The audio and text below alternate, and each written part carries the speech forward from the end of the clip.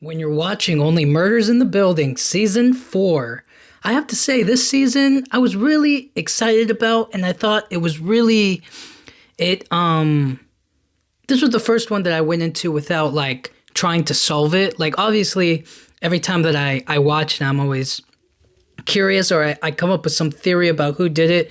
But in this one I wanted to like, you know, tone it down a little bit and kind of tell myself like, you know what? Don't try to figure it out and just flow with the story. And I thought that that would be a lot more interesting. I thought that would be a lot more fun. And I especially liked the what's it called?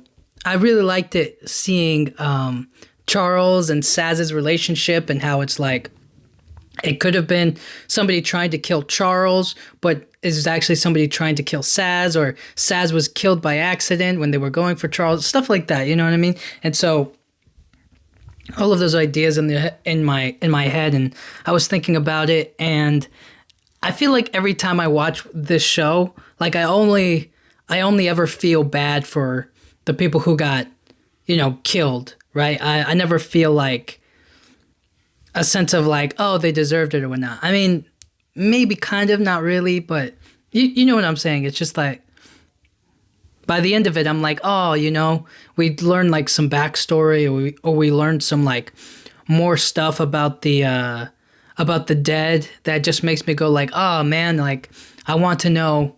I don't want them dead. I want them alive. You know what I mean? But that's the tragedy of the show. But anyways, I thought that. Well, let me start off with this, right? I think the way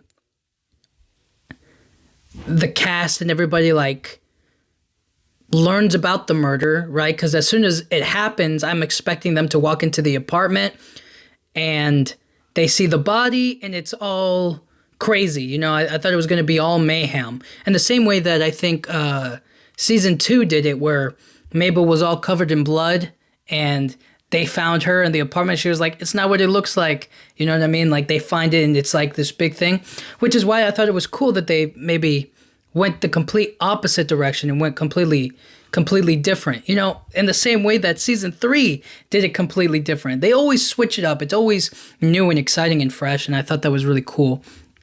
I thought it was cool and that they did that in season 2, and then in season 3 he died on the stage, but then he was actually alive, but then he died again in the building, and then season 4 it's she died, but then she's not there. So who took her? Who got into the apartment? Where is she now? What's going on? How did they figure out that she's dead, right? All of these little bits and pieces that I thought were really good, really really cool. Anyways, I felt like the cast was also per usual. They all did fantastic. They all really delivered on their roles. I think Steve Martin and Martin Short and Selena, they work so well. There's a good chemistry there. There's always been a good chemistry there. It just feels really nice. It's very important. It's very cool.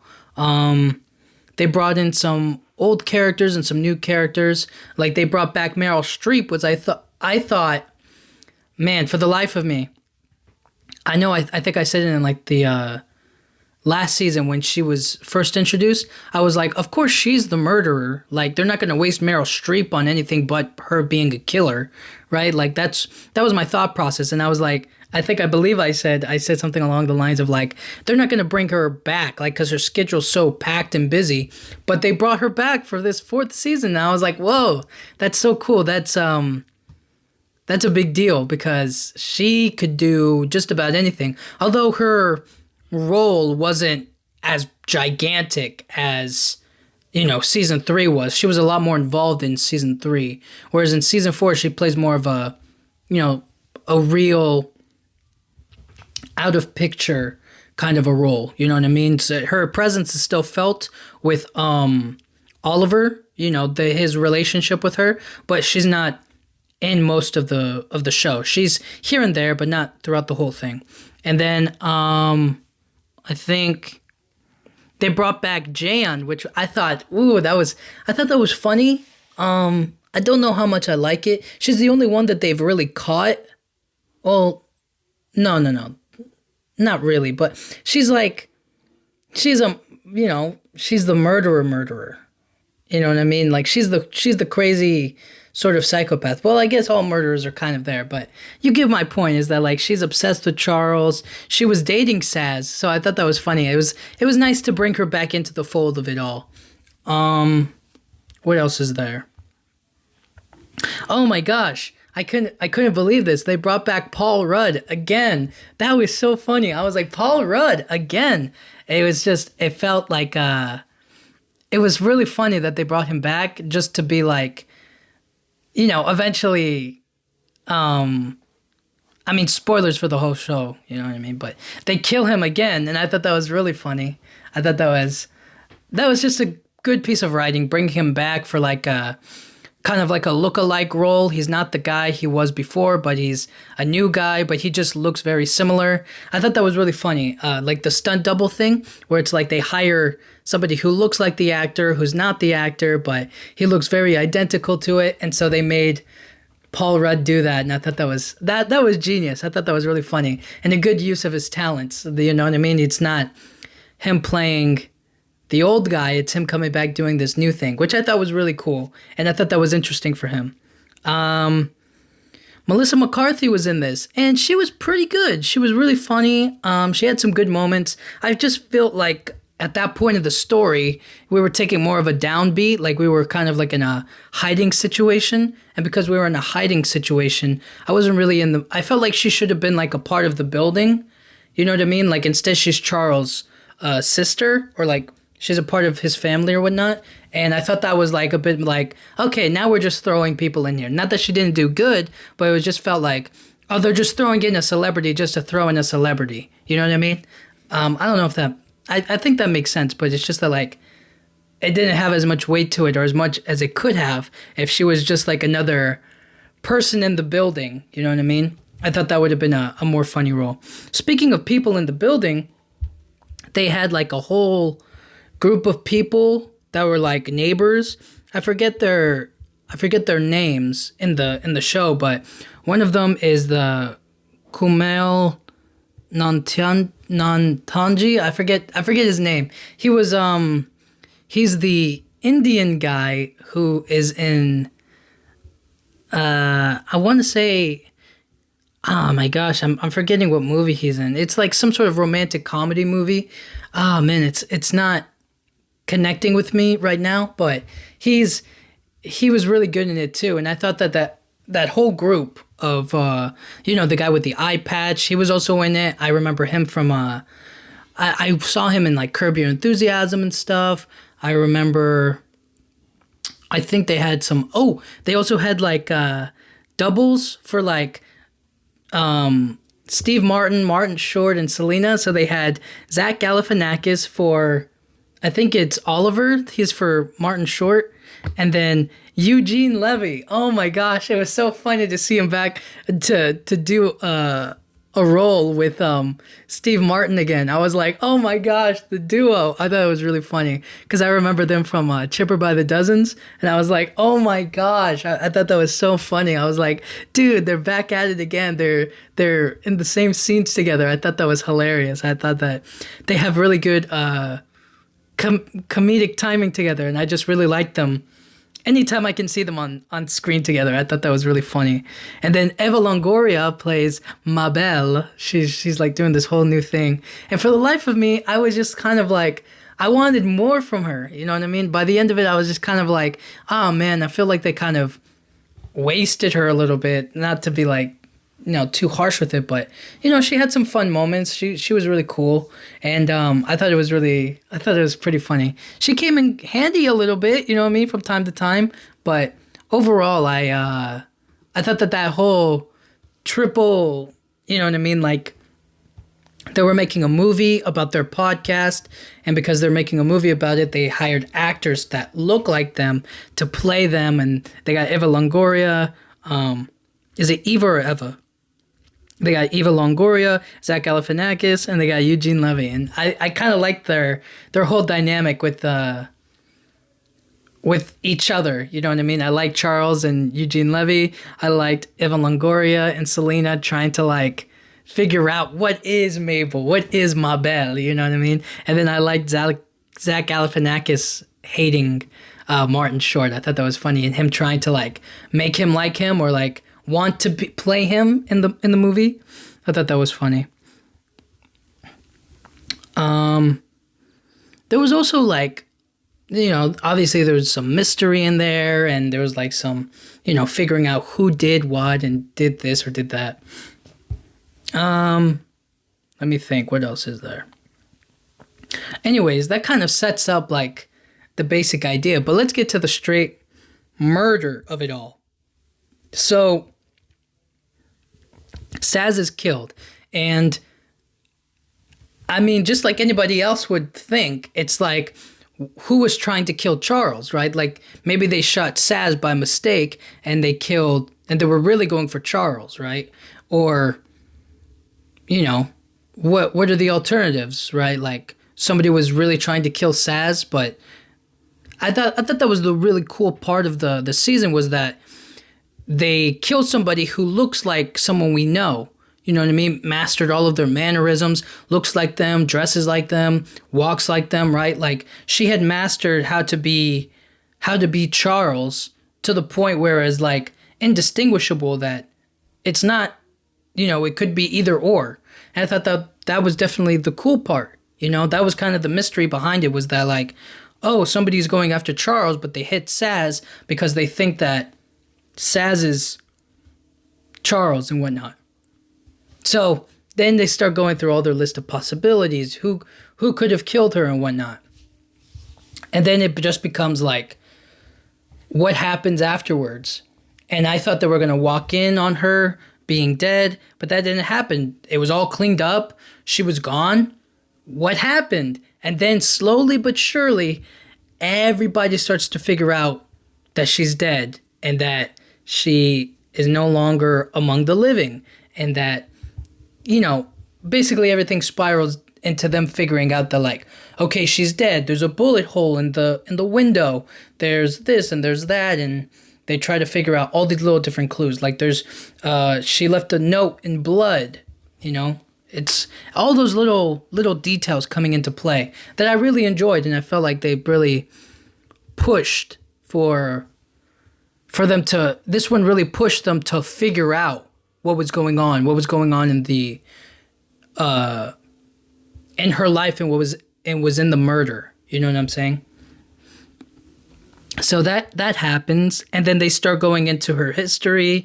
They learn that she was part of like this stuntman troupe, and she was like working with the company, and they were working together, and they were best friends, and that's how they find Paul Rudd, who's a stunt double for the other Paul Rudd in the last season, and they just kind of keep going back and forth. And I thought those little moments where it was like, I always like it when they talk about the murder mystery aspect of the show, right? I don't like it when, obviously we get a little sidetracked, you know what I mean? But it's all part of a grander like step towards learning what's going on in the building, or what's happening in the murder that they're trying to solve. You know what I mean? So I like that, but it sometimes gets a little bit like, it diverges into something else. It stops becoming about, you know, the murder, and it starts becoming about like, how can we make this funny, or how can we make it this, or whatever. You know, does that make sense? I hope that makes sense. But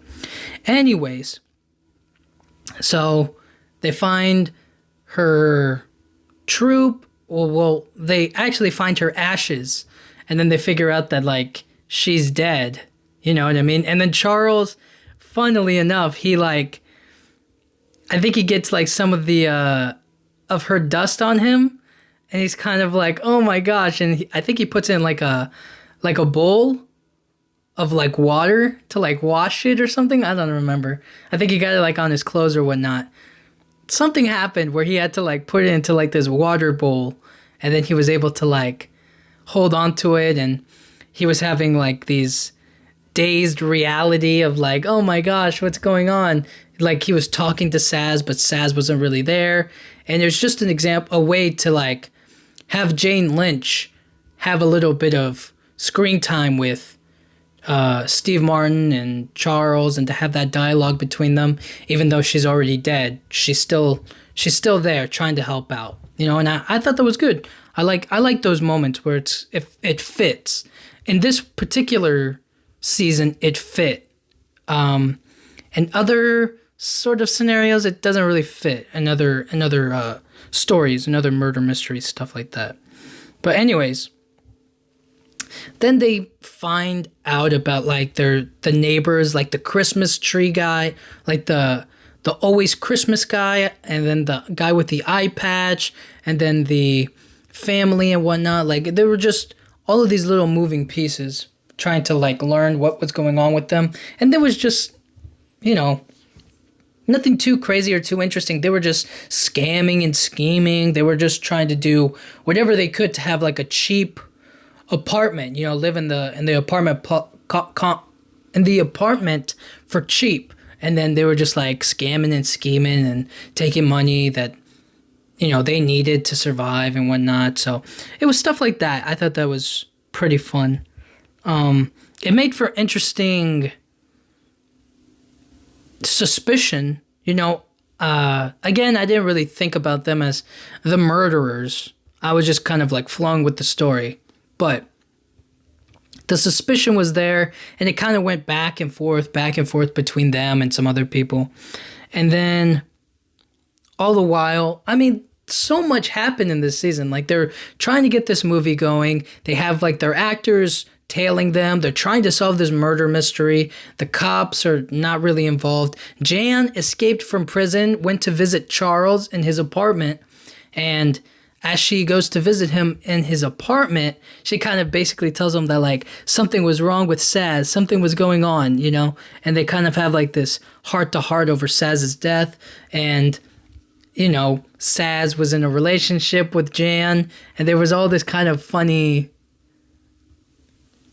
there was kind of like this funny like, oh, you couldn't be with me anymore, so instead you chose my stunt double who acts and walks and talks and kind of is me. You know what I mean? I thought that was really funny.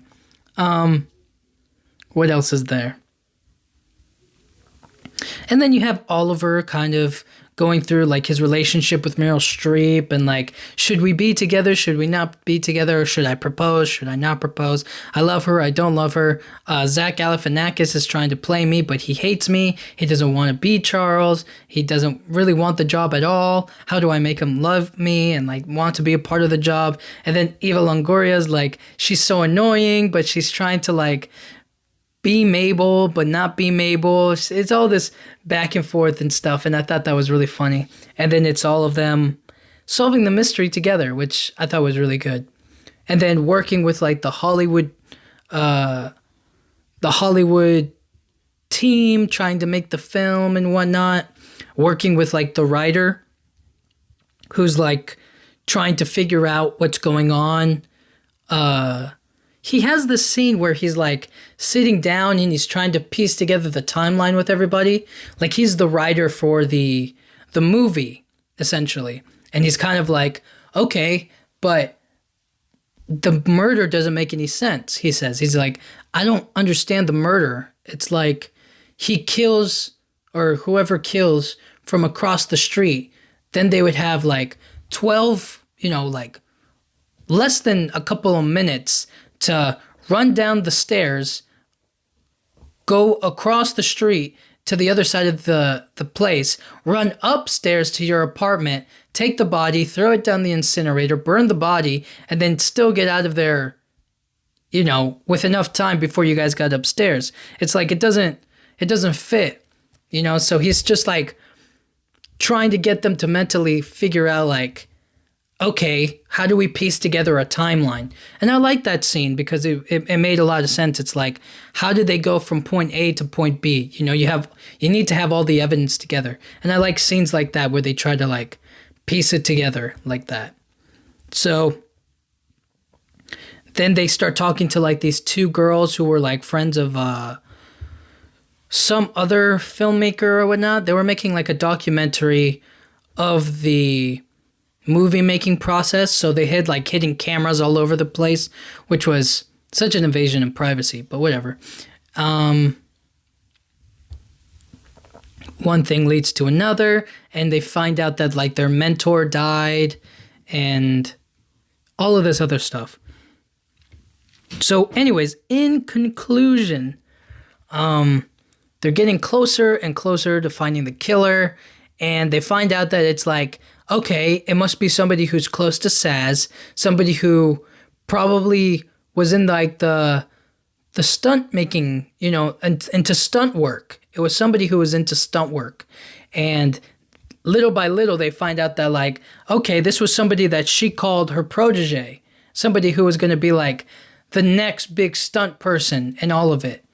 And lo and behold, it was the writer for the movie. It was the guy who was telling them like that doesn't fit the timeline. It was basically the I forget his name in the show. I think it's like Max or something. I forget his name.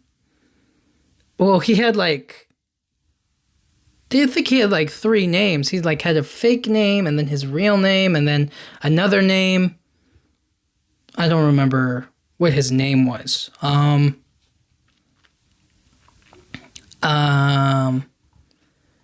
I think. Oh, his name is Marshall P. Pope, but his real name is Rex Bailey. So eventually they piece it together.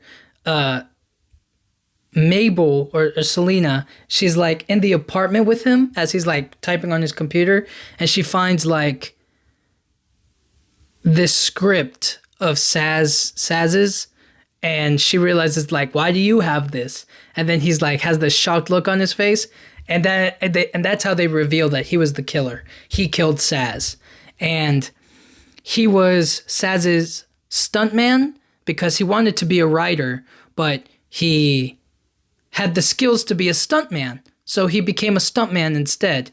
And then Saz was a stuntman, but she had written a script about basically the whole only murders in the building stuff.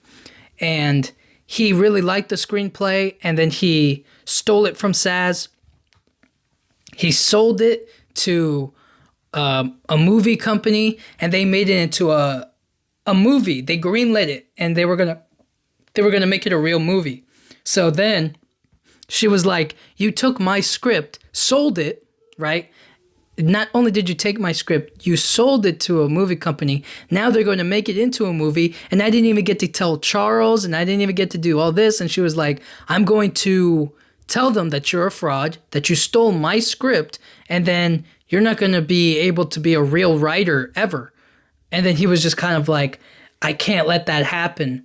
So essentially he was like, I have to kill her to be a writer.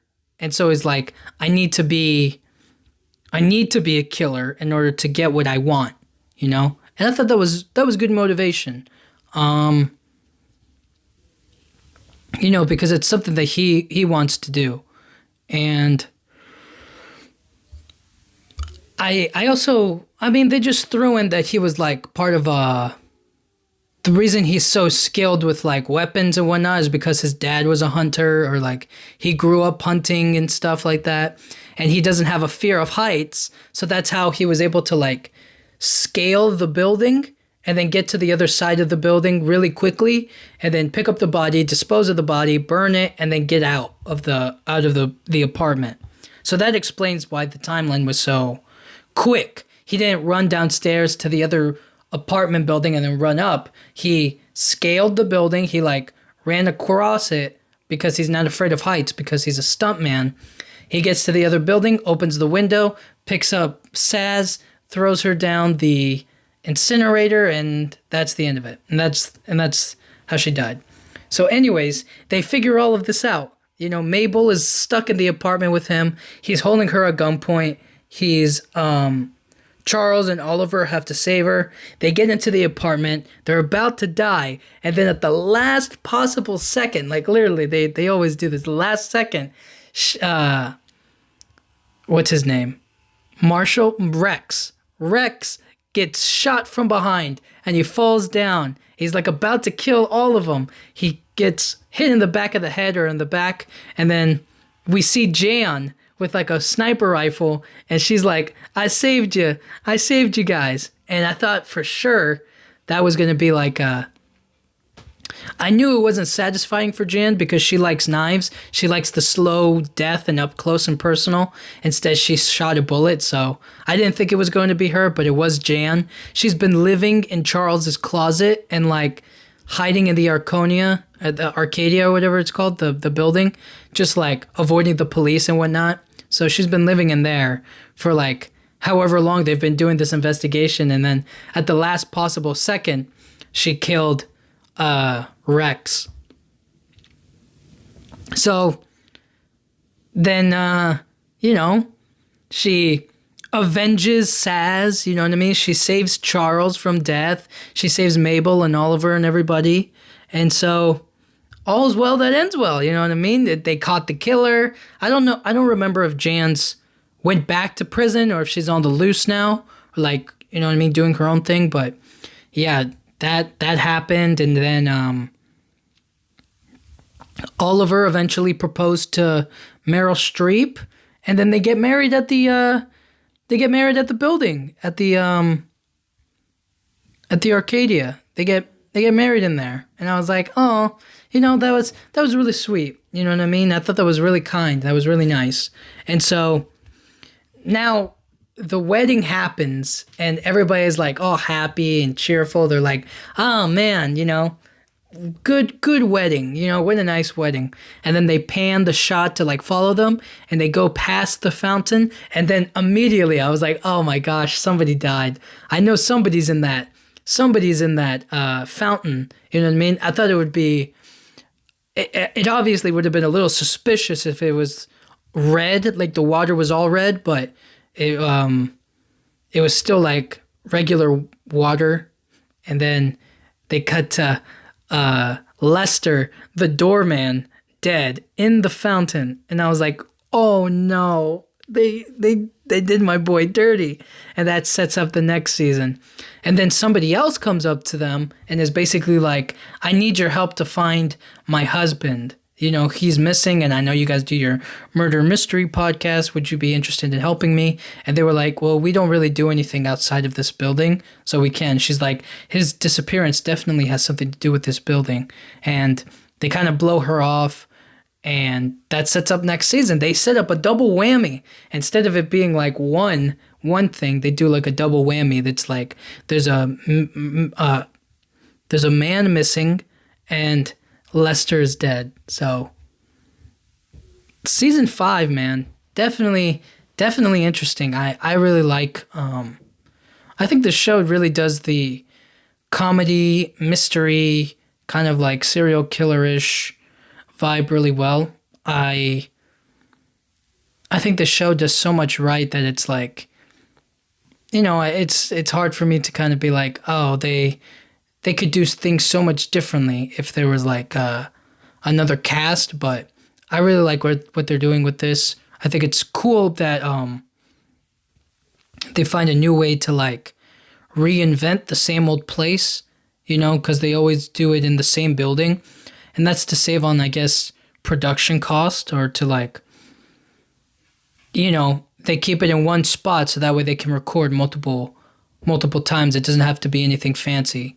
And that's the cool thing about it, is that like when you recognize that they're doing the same thing over and over again, but they're stylistically changing it every so often. I thought that was really cool. That they make like a murder mystery all set in one place.